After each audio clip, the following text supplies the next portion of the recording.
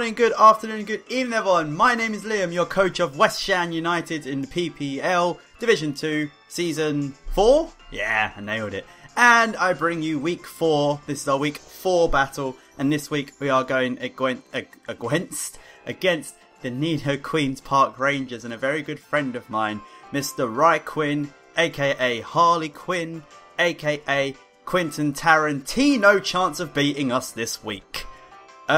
Last week was a stinker. Also, videos now have 100%, 200% even more face cam. I'm still adjusting things, so the face cam might shrink when the battle comes on, because I've completely forgot to test that before I started recording. But we shall still have fun, as much fun as we can have. But back to last week. Last week was a stinker, absolute stinker. Put us at 2-1. A lot of people in the league are 2-1 at the moment. I believe, as per, if I can take a look at the table right now, a lot of things I didn't do before I started this recording. Promise, sometimes I do YouTube properly. So even though we started off the season with 2 victories, coming out of week 3, we're actually 7th out of 12 in the table. So we were pretty much slap bang in the middle. Couldn't get much more slap bang in the middle, just below it even. But this week, definitely looking for the win so we can push ourselves back up to the top half of the table, because even though we lost last week, I've never had this good of a start to a season, so I want to carry it on. But we are facing Rye. Rye is a good friend of mine. I've never battled Rye before, and I have a bad track record of battling people that I've never battled before. 9 times out of 10 I lose those battles. But this should be fun, because I've always wanted to face Rye in a league battle in some form. So let's have a look at Rye's team. Rye has the option of bringing a Celesteela, a Togekiss, which is his Anything Z user, a Mega Garchomp, Blastoise, Licky Licky, damn, love Licky Licky, Azelf with attacking Z moves only, Alolan Marowak, Rotom Cup, Piloswine, Liepard, and Barbarcle with attacking Z moves only. So looking at this team and then looking at our team, we have 0 switch-ins for offensive speedy Alolan Marowak. 0 switch-ins at all. Nothing we have switches into it pretty much. It can get a move that's going to hit everyone on our team hard, no matter what. So that's definitely a problem. Barbarcle's also a problem because shell smashing and things can happen. And who else is an issue? I've never faced a Celesteela before. I've never had a battle against a Celesteela before. Not a proper battle, so I don't really know how to take that on, so I'm just going to have to do my best. But needless to say, we put together a team to take on Rye's team. My camera seems to be lagging. It might just be me, I don't know. Also, my head looks huge. What is wrong with my head? It's so big. We put together a team to face Rye, so let's go over the team. Let's go into face Rye. I do that every time I say the word team. So, as you can see, spoilers, don't look! So, first person on the team this week is Jerry the Electivire. He's bringing it back. He's coming back. This week, he has Wild Charge, Ice Punch, Earthquake, and Volt Switch with the Motor Drive ability and the Icium Z for the Sub-Zero Slammer on the Ice Punch. He has 4 HP, 252 attack, 4 defense, 12 special defense, and 236 speed. That speed is enough. Where's my notes? Where are my notes? That speed is enough to outspeed a Jolly Mega Garchomp, because he can't have regular Garchomp for one turn. He has to Mega Evolve, and with the way the Mega Evolves work work in Gen 7 now, the speed changes on that turn. So his Garchomp won't be Garchomp speed; it'll be Mega Garchomp speed, which is base 92. Yeah, Electivire does pretty good here. Wild Charge is hitting a lot of people on his team. What Wild Charge isn't hitting, Ice Punch and Earthquake is going to hit pretty much. The only thing that's really going to take the hits quite well from this is Piloswine.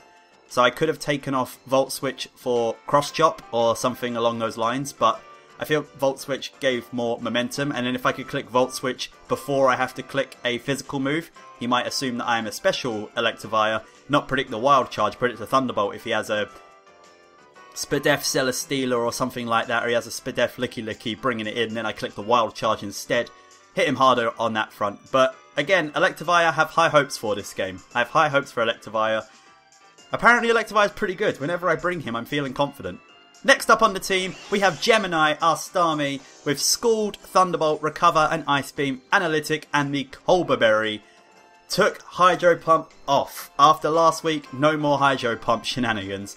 But Gemini does have 20 HP, 20 defense, 212 special attack, 4 special defense, and 252 speed. That is enough to tie with a jolly or timid Azelf.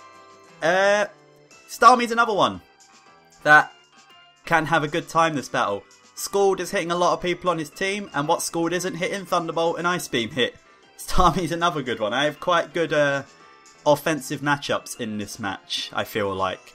Recover is just there to gauge, and I feel like I can get a Recover off onto Blastoise if I can bring it in, because he's going to want to bring in Blastoise to potentially Rapid Spin away any hazards I may be bringing. If I do think he's going to go for the Rapid Spin, I can just bring in Starmie, take the Rapid Spin, take any one hit he wants to do and recover, so I can get a better idea of what set he is going to bring. Colberry is there for the Liepard if he brings that and tries to get me with a Sucker Punch. Also there for a potential knockoff from Azelf. I think Azelf gets knockoff. Pretty sure Azelf gets knockoff. If it doesn't, I just like having Colberry on Starmie, especially with that Liepard around. Yeah, and a few Scald burns wouldn't go... A few Scald burns wouldn't go amiss either. And Gemini's looking for her first kill of the season. Despite the fact I've brought Starmie to every single game, Starmie has not got a single kill yet. Next up on the team we have Weavile, Magnum, with Icicle Crash, Knockoff, Low Kick, and Pursuit, Pressure, and Life Orb.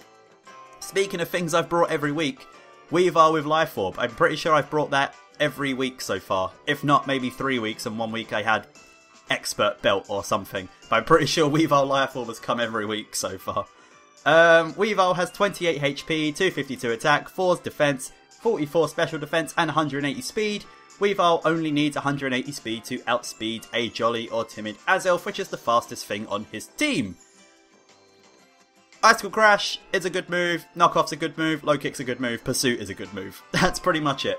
Pursuit is going to potentially trap Azelf. If Azelf kills anything, then I can instantly just go out into Weavile, assuming the Azelf isn't scarfed, Pursuit trap him and kill him. Can also Pursuit trap the Alolan Marowak if that kills something, because it probably will, because I didn't really have a switch in for it. Icicle Crash does a lot of damage to everything. I don't really hit Blastoise. I hit it with Knockoff, but once its item's knocked off, then I'm not hitting it too hard with anything really. But I can't. I'm pretty sure Weavile doesn't really get any coverage for Blastoise, not unless I'm trying to run a natural gift something. Low Kick could do pretty good against Piloswine though. Low Kick does pretty good against Barbarcle too, and if I can knock off a potential Barbarcle White Herb or something along those lines, that'd be absolutely fantastic. Or a Focus Sash or something, just something. Knocking off Focus Sash doesn't really help, but Knockoff's fun to bring anyway. Plus Knockoffs gives me a chance to see if any of these Pokemon have Z Crystals or not. Next up on the team, we have Hitmonlee! We have Horang with an interesting set this week. He is running Endure, Reversal, Rock Slide, and Muck Punch with the Unburden ability and the Lychee Berry, or Lychee Berry. Pretty sure it's Lychee Berry though.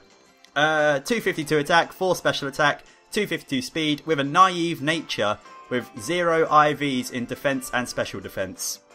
So I have a Naive Nature which decreases my special defense, I'm pretty sure. I'm pretty sure it decreases special defense.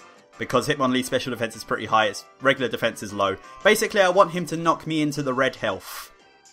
And then, so I can get my Lychee Berry, get to +1 attack, get to the double speed of Unburden, Endure so I can end up with, I think I have to be below 10%, which gives Reversal a 200 base power. And then he has no switch-ins. He has no switch-ins to Hitmonlee that is that strong. Rock Slide will probably take out a Marowak, Alolan Marowak, if the rocks are up. Azelf gets one hit KO'd by Reversal. No matter what kind of Azelf it is, it gets one hit KO'd by Reversal at 200 with 200 base power Reversal. If I'm at +1. Everything's kind of getting hit. And then Muck Punch is there for the Liepard, assuming it doesn't have Fake Out. If it's just got the Sucker Punch, then I will be able to beat the Liepard too. Horang's pretty good. Horang is pretty good. And because he has to Mega Evolve the Garchomp, he can't have Rough Skin, which is even nicer. Can't have that Rough Skin, so you can't knock me down even with the Endure. High hopes for Horang this week.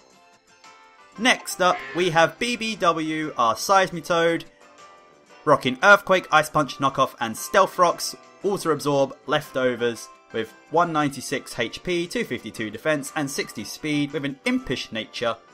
That is enough to outspeed a uninvested neutral nature Togekiss. So if he has a bold Togekiss or something like that, then with no speed investment, then I can outspeed it. Of course, that does mean that if he is a jolly-natured Alolan Marowak, it will outspeed my Seismitoad. But that's the game that we play. Oh, I don't think I've been saying people's natures. Electivire is... Let me just go up to the top real quick, just so I can go through them. I don't think I've been saying them. Electivire is jolly, Starmie is timid, Weavile is jolly, Horang is naive, Seismitoad is impish. Yeah, I don't really need the water move this week. It would be nice to have against Piloswine, but Earthquake's just doing as much damage. And if I wanted the water move, it's only really hitting Piloswine. It'd literally only be for Piloswine. So I'd rather the Stealth Rocks this week. With things like Celesteela going around, Celesteela, Togekiss, Break a potential Azelf Focus Sash, Alolan Marowak is around, Piloswine, again, neutral but still taking rocks damage, break any Sash that might be on Barbarcle, and a Sash Liepard I've seen around before as well. I just really wanted some rocks up this week, as my voice software always starts to lag at this point. So if it desyncs at this point, it's because the voice software started lagging. But I can still talk about the team. Water Absorb there for the potential Razor Shell from Barbarcle. I'm pretty sure that's the strongest water move it gets. Or Scald from Blastoise. Make him second guess doing that. Ice Punch for Togekiss, for Mega Garchomp, for Rotom Cut. And Knockoff is there to get rid of a Piloswine Eviolite, because if I can knock off his Eviolite, then I can 1v1 him with Seismitoad, pretty much, assuming I haven't taken too much damage. And rocks, like I just said, are quite important. And last but not least, we are bringing Ryan Dunn, the Heatran. You thought he wasn't going to come. Ryan Dunn is coming, he comes to every battle, and boy does he have an interesting set this week. Our Ryan Dunn is running Lava Plume, Flash Cannon, Earth Power, and Flame Charge, with Flash Fire and Assault Vest. He has 180 HP, 128 special attack, 124 special defense, 76 speed, and a modest nature. He has enough speed to outspeed a positive-natured Alolan Marowak. This is a great Heatran, because with the Assault Vest and this amount of Spadef investment, I'm not getting KO'd by any sort of hidden power ground from anybody. Not from Azelf, not from Togekiss. Not if he sets up with Togekiss, maybe I suppose. But I'm not getting KO'd by any sort of hidden power ground. The only ground move that Azelf gets is Mud Slap. So it's only getting a 100 base power ground move. I can live that, I've already checked it.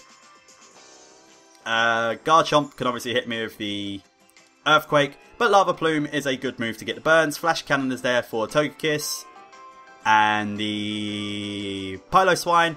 Earth Power is there for coverage on the Alolan Marowak, should I catch it on the switch.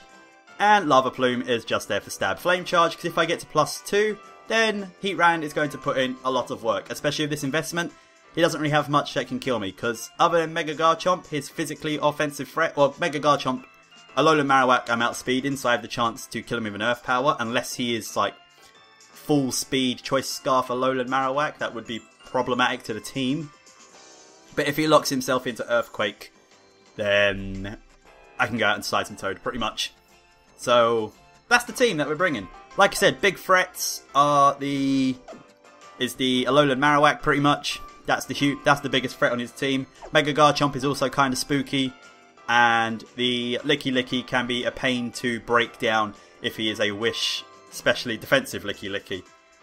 So those are the Pokemon to keep an eye out for. So, without further ado, let's pass it over to Battle Liam. So over to you, Battle Liam! Thank you, Team Prep Liam. Battle Liam here, and as you can see, Raikwin has definitely brought a team to face us. He has brought the Celesteela, Alolan Marowak, Blastoise, Togekiss, Piloswine, and Azelf. So there is no Barbarcle, no Liepard, and no Mega Garchomp. No Licky either, so no Wish passing around, potentially. I think Togekiss might get Wish. But I don't think he's going to bring a Wish Togekiss.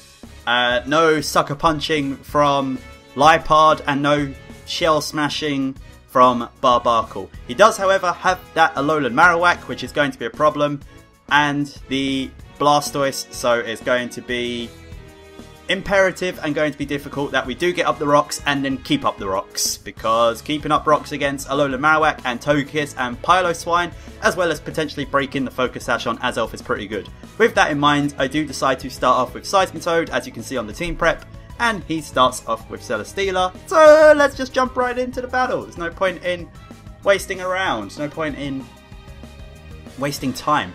Raikou challenges us to a battle with his Bumblebee hat. Nice of him to wear the same colours as us. I do start off with BBW. She is gorgeous, she is lovely, she has all the jiggly bits in all the right places. As he starts off with Bamboozled, which is the Celesteela. Never faced one of these before, so no idea what it wants to go for.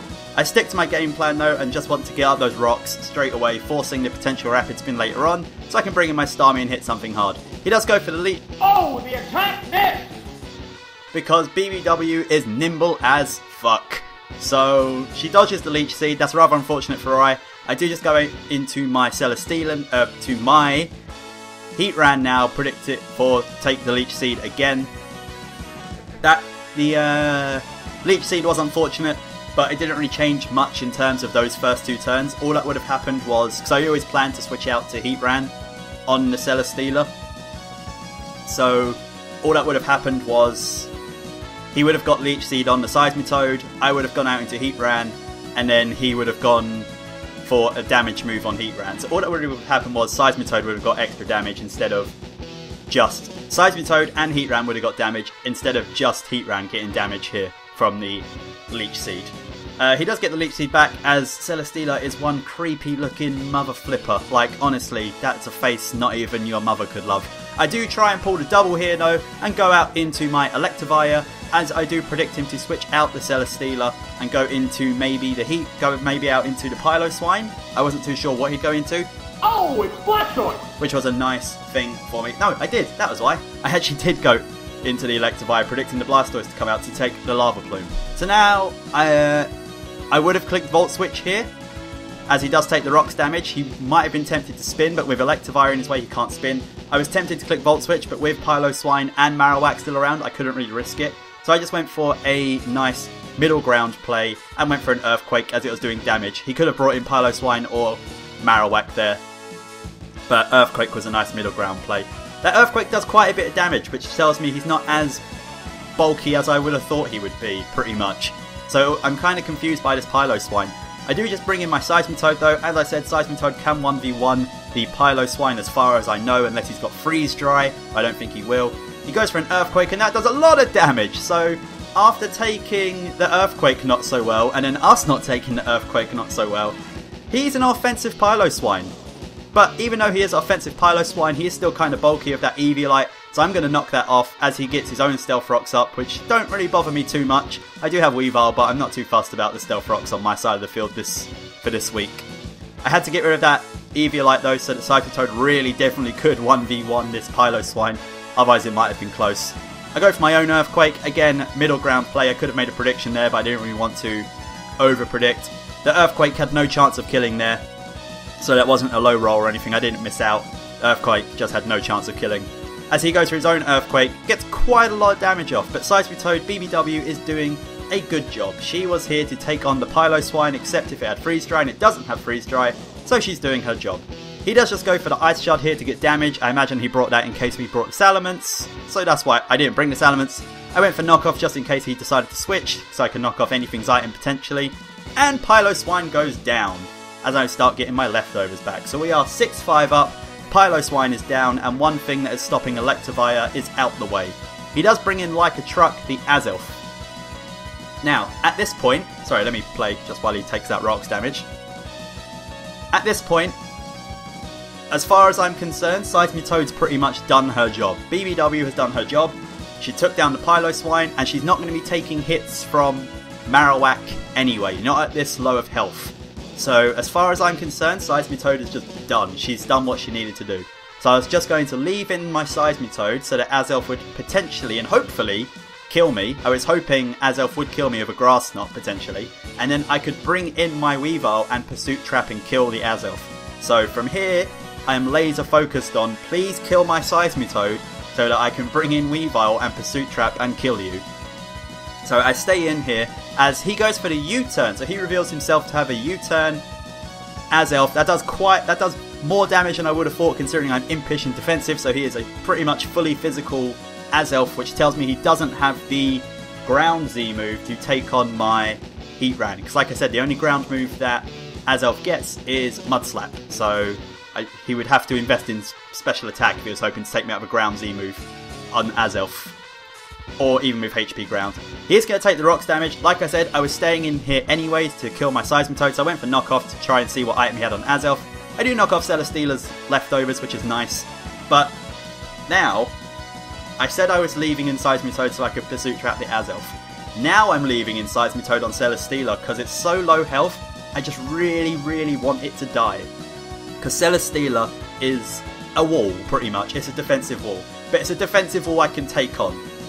Because if Celesteela is taking out my Seismitoad now, then I get a free switch out into my Electivire.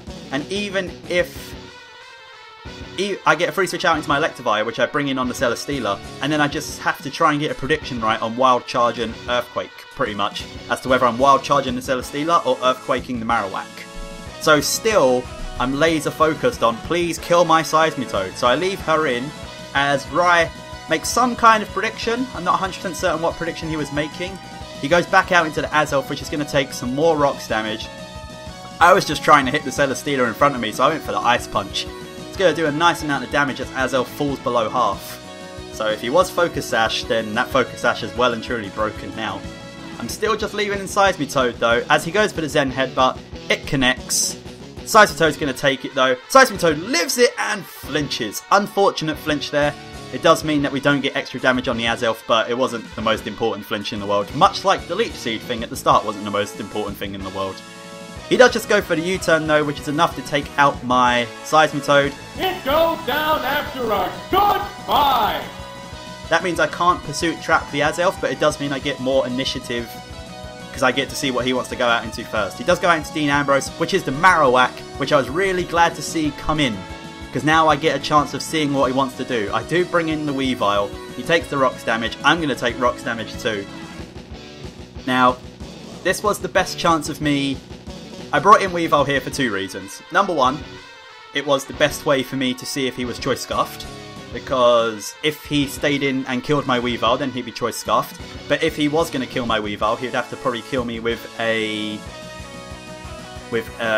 Earthquake or a Flare Blitz. Either one of those I then have switch-ins for if he's choiced. If he goes for Flare Blitz, I can go into Heatran. If he goes for Earthquake, I can go into Starmie.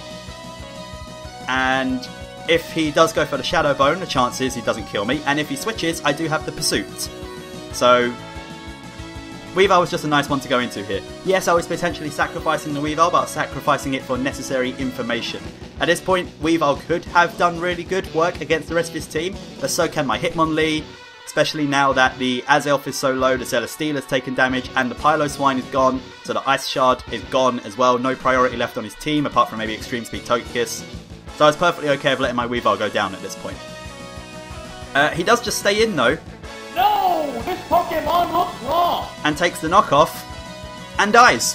So there goes the Marowak. He wasn't a speedy Marowak, which would have been very big trouble. He was Thick Club, so I'm glad I didn't have to take any extra damage, as Weavile does pick up the kill there, which is nice. He goes out into his Blastoise, and I'm thinking, if he's going into Blastoise, he has Aura Sphere.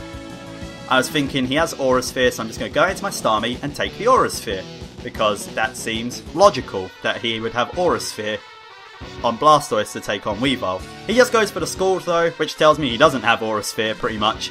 Starmie's going to take the Scald. I don't get burned, which is nice. Starmie's definitely taking that. I do just go for the recover. Like I said, this was the reason I had it, so I could recover in Blastoise's face and see what he wants to do, even if he wants to do Rapid Spin. He does have the Dark Pulse though, so the Colbur Berry was not useless like I thought it might have been when I didn't see the Liepard. So I'm at pretty much the same health I was before I clicked recover. I do go for the Thunderbolt here, and that does nothing! That does pretty much nothing. So he is an Assault Vest. He is an Assault Vest Blastoise with Spadef investment and special attack investment, because Scald and Dark Pulse is doing quite a bit as well, as the police are coming. I do get burned on that particular Scald. I just go for Thunderbolt again to try and take down this Blastoise. I don't really have much else to take it on. Oops, it's paralyzed! Which is nice, but it's not necessary and doesn't affect the game in any way. He does go for another Scald, and this was another point of me just like, right, please kill my Starmie. I just wanted him to kill Starmie at this point, because now if he kills Starmie, if he killed Starmie of Blastoise, I got a free switch off into my Electivire. I could just click Wild Charge for the rest of the game and win. Pretty much. That was it. Wild Charge for the rest of the game and win. With Marowak down and Piloswine down, Electivire won. Hitmonlee also won at this point, pretty much. Heatran also won at this point, pretty much. If I could get some speed behind Heatran, if I get a Flame Charge off. So I just wanted to kill Starmie. I know Starmie keeps on dying in these games, but Starmie was just so helpful to die at this point. And that was just what I was thinking. I was just thinking, please kill Starmie. Starmie does take the burn damage and is left on 4 HP. I go for the Thunderbolt, killing him off, and knowing I will die to the burn as well. So we both go down. Like I said, at this point I can go into Heatran, I can go into Electivire, I can go out into anything I want pretty much. Starmie goes down, which puts it at a 4-3 in my favour at the moment. I do just go into the Heatran though, Brian down, because I really wanted to click Flame Charge. He goes out into the Azelf, takes some more Rocks damage. Rocks really coming in handy this week, just for chip. Now we get to see if he does have Hidden Power Ground. He doesn't, and he doesn't have the Tectonic Rage, which I think is the ground DMZ move. He does just go for the Zen Headbutt, doesn't get the flinch that time. As I do land a Flame Charge, I actually got to use Flame Charge. It doesn't kill him, but that puts me at +1 speed. That +1 speed is very important in case he was a Choice Scarf Togekiss, so I could potentially outspeed the Togekiss. Another Flame Charge will ensure that I definitely outspeed the Togekiss, and of course that means Heatran got a kill with Flame Charge. This is now the fastest Heatran in the world. He's fast like Knuckles from Sonic.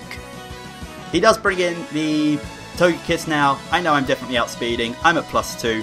He takes a lot of Rocks damage. I click Flash Cannon here. No reason for me not to. He could have been the Steel Resist Berry, the Berry Berry, and then HP Ground. Gone! It's a one-hit wonder! Which probably would have killed me at this range, because I think it done like 60%. But he wasn't, so Heatran gets a second kill. He goes into the Celesteela. Celesteela's no way outspeeding me, especially after it takes the Rocks damage. I go for the Lava Plume, which is not missing. It's not Magma Storm. It's not Hydro Pump. We're landing the Lava Plume. We're getting the win. And Heatran picks up 3 kills and the mini sweep at the end. And there goes the battle! Fun battle against Rai. That could have gone either way based off of what his Marowak was. As I pause it when Raikwin's picture comes up. Ah, there he is. Beautiful son of a bitch. It's a good battle to Rai. That was quite an enjoyable battle. Like I said, it could have gone either way depending on what Marowak he brought. I feel like he brought correct Pokemon. He might have just brought the wrong sets. But again, it's easy to say that he brought the wrong sets. It would have been the correct sets if I had brought my Salamence, for example, because Piloswine would have just absolutely destroyed that. And if I brought my Aromatisse, for example, because his Azelf had the Corkscrew Crash as the Z moves, that would have worked against that. That's the thing with League Battles, you can't really say someone's brought the wrong set. They've brought a set that's going to answer something on your team. It's just whether you actually brought that and they get to use it. And then Rai just got unlucky this week that a lot of the things he prepped for, like the Salamence, like the Aromatisse, I just didn't bring. I brought the other people. So it's a good battle. That puts us at 3-1, which is great. Puts us at 3-1 and puts us back on a +2 differential. So we're back in it. We're back in it for the running at the top, boys. Next week we are facing. Who am I facing next week? Next week. Ah, no, you can see that. You can see my notes. Next week we are facing Eric, my good friend, Ashton Akai, another person who I've never faced, and Eric's very, very, very good at battling, and I don't want to face him because when I first started League play, I went to Eric for a lot of tips and help, and now I have to face him, and I'm scared of facing him. He also has a Mew, which is spooky, and Infernape, which is spooky dooky. But we will try our best and try and get to that 4-1. 4-1 is the goal, pretty much. I feel like 4-1 is lovely, because then even if I drop one, I'm 4-2. I'm still 2 wins up on a loss. Even if I lose next week, I'm 3-2. But 4-1 is like will be the absolute moment that is sunk in for me. Like, okay, this is my best season so far. Thank you guys for watching this battle though. I hope you enjoyed it. Thank you to Rye for the battle. If you want to see his side of the battle, go in the link to the description below. It goes to his channel. The video will be there. It will definitely be there. And yeah, I had a great time. Hope you did too. Love you all very much. Continue to support your West Shan United team. And I will see you all next Wednesday for the next battle. Take care everyone. Mwah. Kisses for you all. And bye bye.